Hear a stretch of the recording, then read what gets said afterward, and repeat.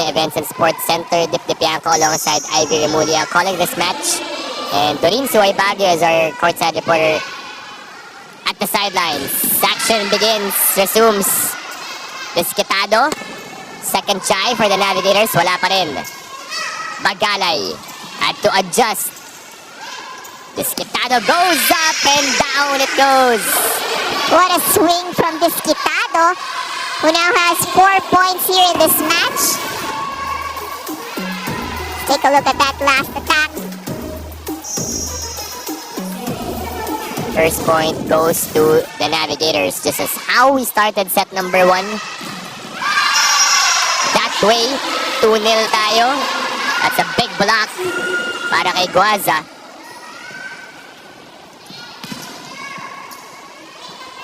So far, top scorers for the Navigators. We have Guaza with 5 points, De Pedro with 6, Desquitado with 4, and Cortez with 2.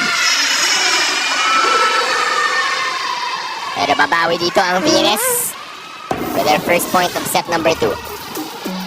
That's Medalla with his 7th point. He's now the top scorer for the side of VNS, followed by Pedrosa with 4 and Buslig and Fronda with 3 each. Medalla had 18 points heading into this game, averaging 9 per match, but he sends that short to the net. And it translates into another point for the Navigators. 3 serving 1. Jade Desquitado, a new member of our men's national team pool, as mentioned a while ago by Doreen.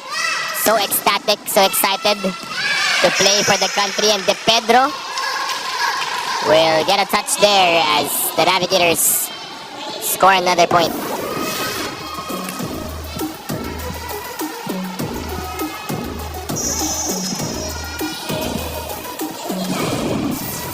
Jade Desquitado serving 4-1. Maulabnan sets up Pedrosa and he scores down the line.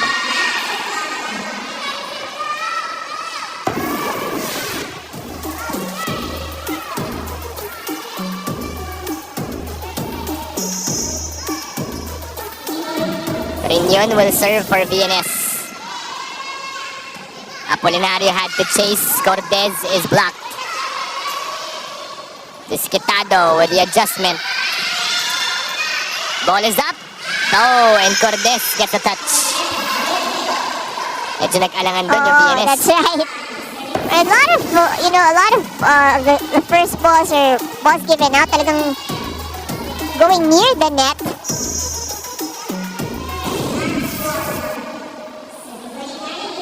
As Guaza will serve.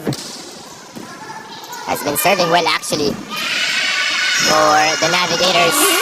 But that was also a good pass on the side of VNS and resulted in a good play.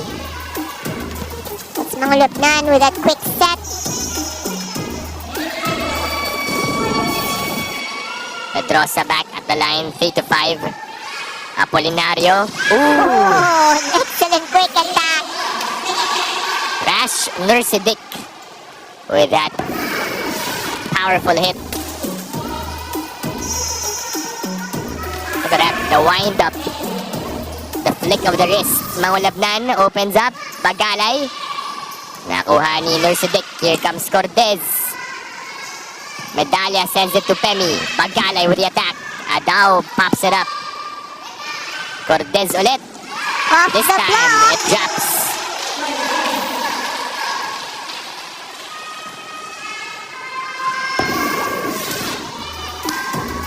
So this time it's the Navigators' turn to hold on to a 4-point lead. So makauna dito sa VNS in set number 2.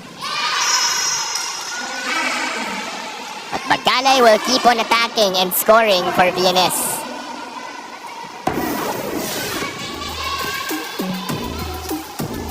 Former Mapua Cardinal Pemi Bagalay.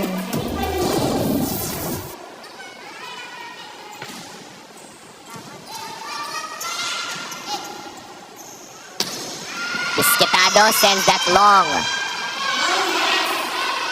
3-point here for VNS.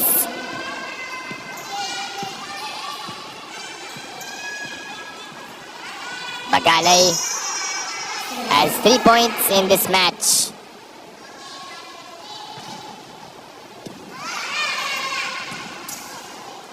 Good serve leads to a free ball.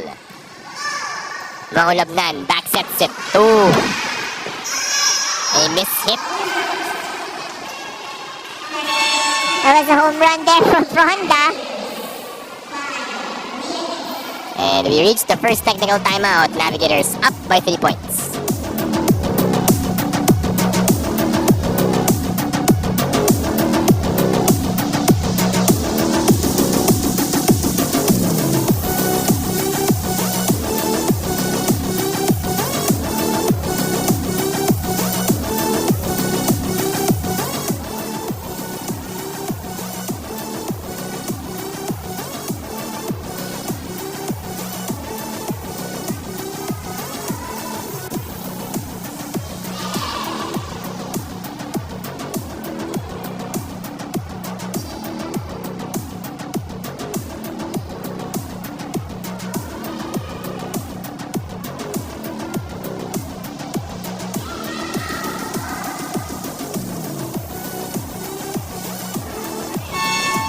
And Ivy, I can't imagine playing with jet lag, but that is exactly what Penny Bagala is doing at this very moment, as this is only his second game with VNS upon his arrival from the US. At nakwento nga itong si Penny na ito rin ang first time back niya to indoor volleyball after focusing to beach volleyball for 5 years. And he said that the mastery, the volleyball IQ that he got from playing beach volleyball is something that has been helping him in his return indoors. Nakwento niya rin na huge effect of Penny's arrival, besides the firepower, of course, that he brings, is his support for Ron Medalla. Dahil itong si Penny, he also got injured about the same time as Ron Medalla last year, and his arrival has been helping Ron in his adjustment and in building his confidence back on the floor. What are your thoughts on that, guys?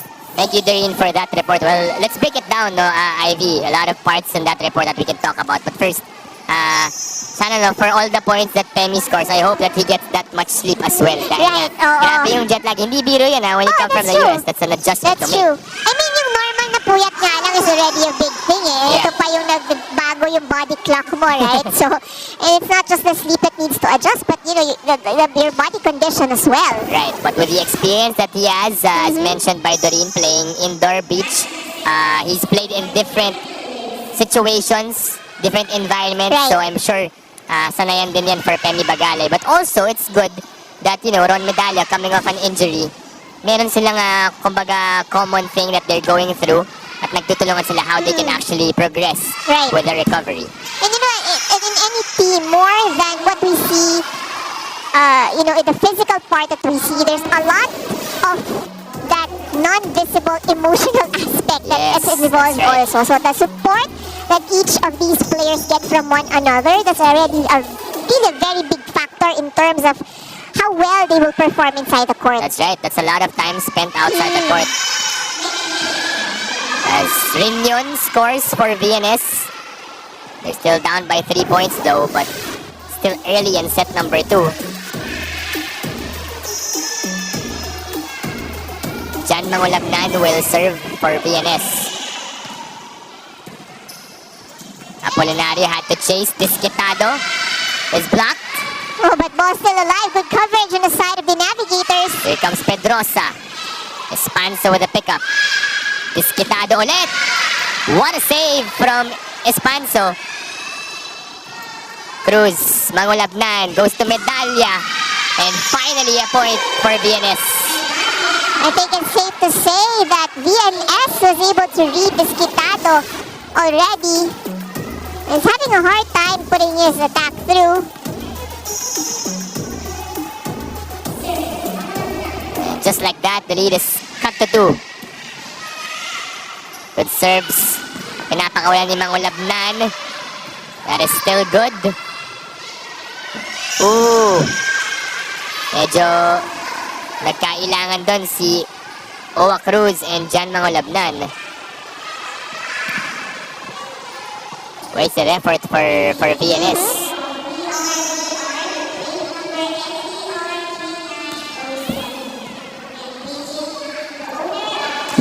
Chai from the back row. Adao sends it to Disquitado. Medalya. Gusto bumawi. Good intention for Ron that's right. Medalya, but unfortunately, lumagpas lang ng onte. Well, you did see that hole there in the defense of the Navigators. That was a tough cut shot, but lumagpas lang ng onte for Medalya, and it's back to a 4-point lead for the Navigators. Medalya will try once again. That did not go over. I think they will try to challenge this one. Talking about VNS. Or not.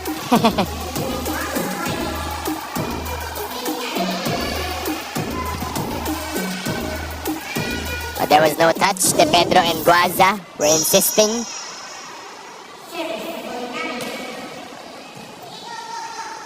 Mangulabnan sends it to Pedrosa. And blockers were there. Finally, a good block there from the Navigators. May exhibition eh. Diba, papaluin nyo, ito yung blocker, papaluin nyo sa maliliit na mga space eh. Doon tayo sa ano, yung mas sure tayong makakapuntos na madali. Pinapahirapan nyo yung sarili nyo eh. Kaya pa natin umabot 6 points lang yan. Kailangan nyo lang maka-play ng first attack. Natin tsagain. Tsaga lang, tsaga lang. Tsagain nyo pa yan. Parang tayo nagugulat. Itaas nyo, sabi up, up, up, up. Relax nyo lang. Sobrang minsan, sobrang eager kayo, hindi na kayo nag-uusap. Yung over na nagkakamali ka na. Go tayo, go tayo. Ay, go, go!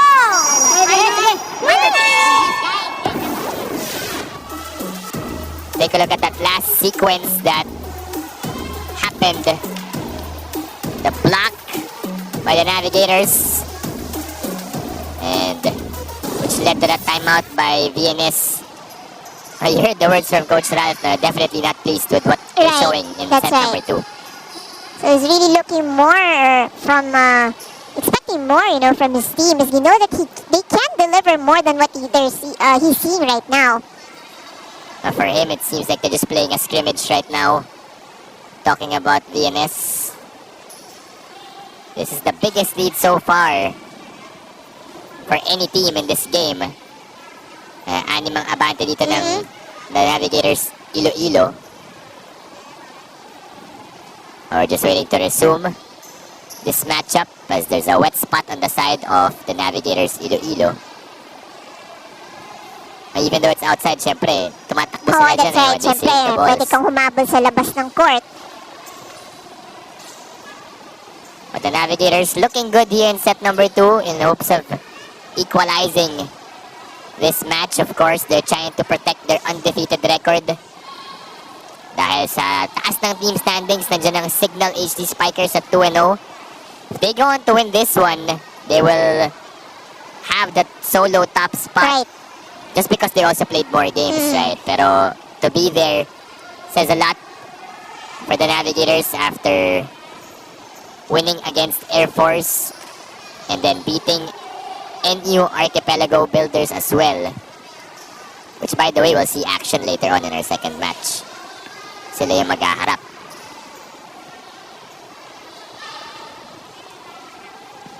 Coach Ralph Ocampo, assistant coach John De Guzman. Of VNS. Top setter Mike Apolinario will set to serve for the Navigators Iloilo.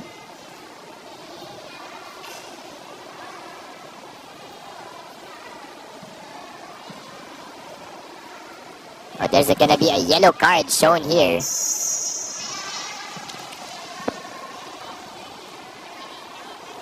That's for delaying the game, I think.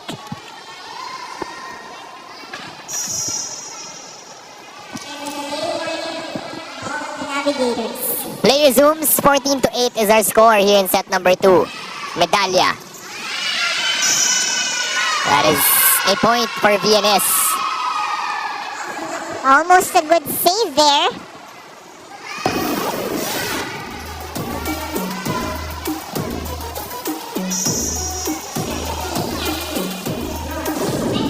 Nine serving 14. Medyo malaki pang hinahabol dito ng VNS.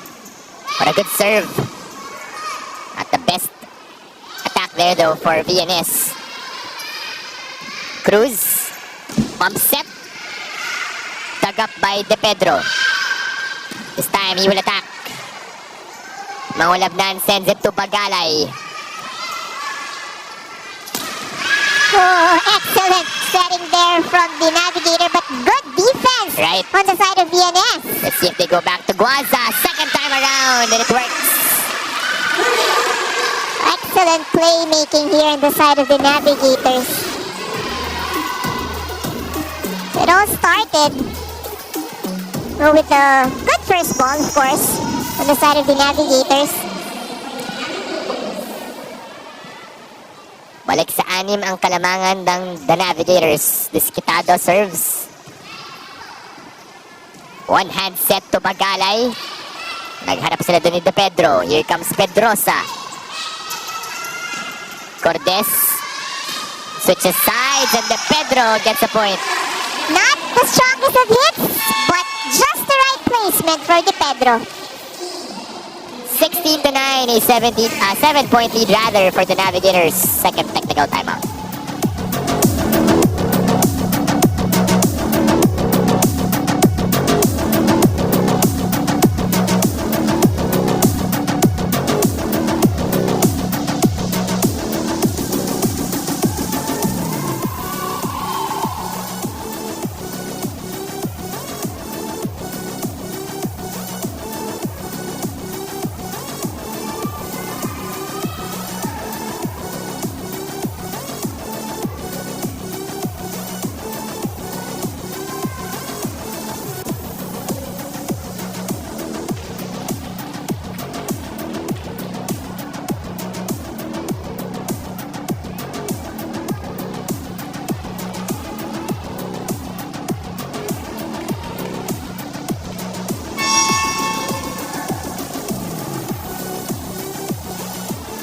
Back here inside the Paco Arena Events and Sports Center, you're still watching the Spikers Turf 2023 Open Conference. This is our first match of our Sunday doubleheader. The 2-0 Navigators Iloilo against the 1-1 VNS Griffins. The Navigators looking good as they try to tie this one up at one set apiece. Pedrosa. And that's how you attack from a break. Could set themselves up for a comeback. Talking about the VNS. Ivo Riñon will serve. Apolinario goes back row to Disquitado. Medalla had a touch. Second try for the Navigators. And Guaza again. You're mentioning it off air, Ivy. The combination of Apolinario and Guaza has been deadly. That's right, you know, they've really been executing perfectly so far here in this match. And I would say that the success rate of Guaza, part of it really has to do with the setting skills that Apolinario has. Parang ano no, kung yung talagang gustong-gustong bola ni Guaza, yun ang nabibigay talaga ni Apolinario. Kabisado na niya, no? Bagalay. I think that was short.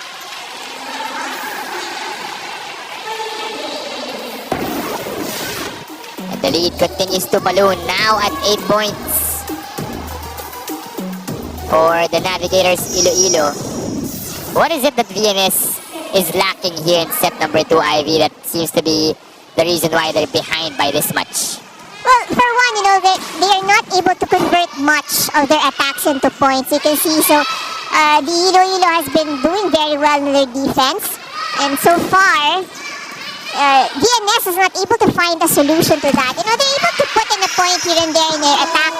And so far, if you can see, mas consistent na nakakapunto sa atake ang the Navigators.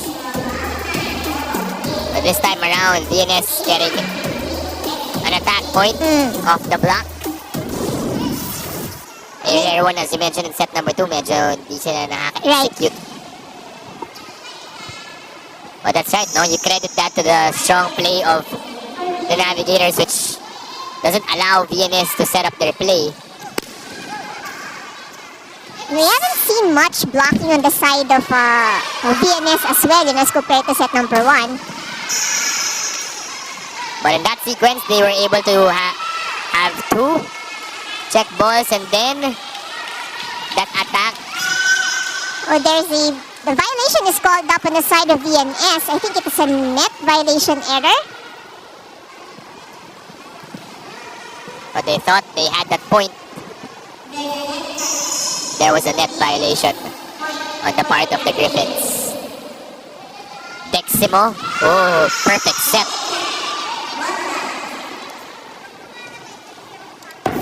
Good play there from VNS.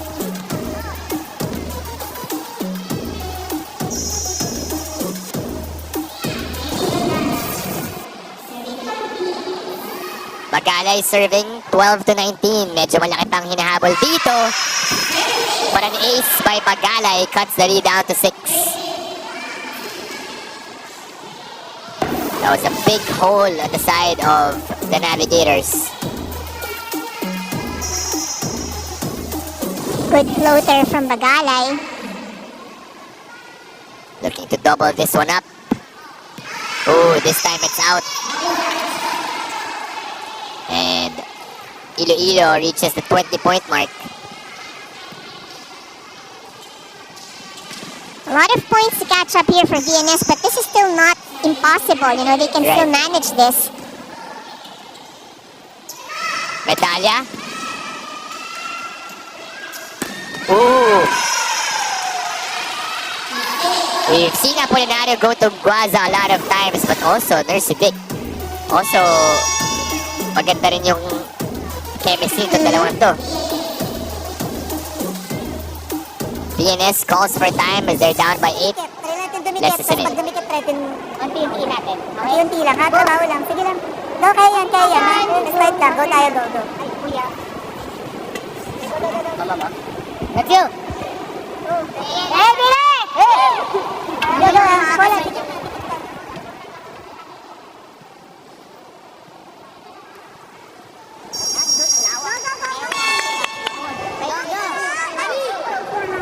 VNS calling for time.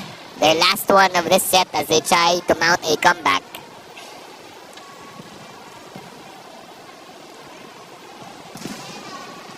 But still, as you mentioned, still not out. 8 points. Medyo malaki, but not impossible if VNS will try to get set number 2. And they start off with an attack from Botol. Not the cleanest of hits, but that bounced off the blocker. That's a point here for VNS. Umiikot na rin yung rotation itong si Coach Ralph Ocampo, looking for players to step up. That attack is out. 3-point here for VNS. And you can really see on the side of the Navigators, they're trying to activate their middles as much as possible. It's back-to-back points for VNS. Apolinario. Oh, Disquetado gives up a free ball instead. Espanso was there for the pickup. Again, no connection between Apolinario and Nersidic. This time, Disquetado will attack. Excellent hit from Disquetado.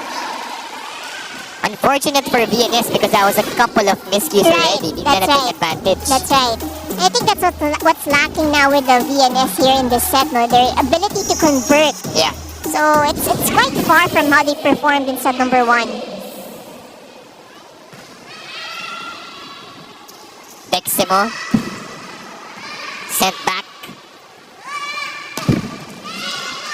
It's kept alive by the Navigators. Here comes Disquetado. And ball is still up. It's a long rally we're having here. Apolinario, look at Guaza. A good effort for Cruz, but you knew where he was gonna bring that ball. That's right. It was one of the longer rallies we had.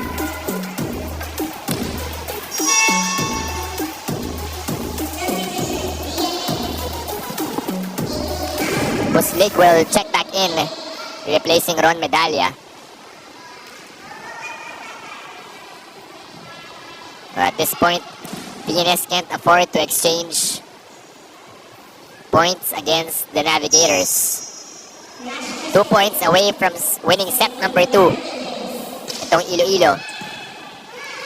Deximo back sets. And Motol again scores. That's Big 2 points hit. off the bench. That's right. Big hit there for Motol. So he just made sure he scores a point before he sits back in the bench. Mga dalawa at least, no? Oo. Yeah, but he's done well, while inside the court. Yeah. And I think, he's really he answered to the assignment that was given to him by Coach Ralph. But this time, Coach Ralph will turn to his starters. Mangulabnan and Pedrosa back in. Apolinario, combination play. No, but the net violation error on the side of VNS, and these are the kinds of errors you should not be committing, at this point of the match. And the Navigators, Iloilo now at set point. 8 set points for them to work with. Pedrosa was checked. And the finishing touch from Nas Guaza. Look at this one. The setup job from Michael Apolinario. And then Guaza does the rest as we are tied at 1 set apiece. The Navigators taking this one 25-16. Babalik tayo for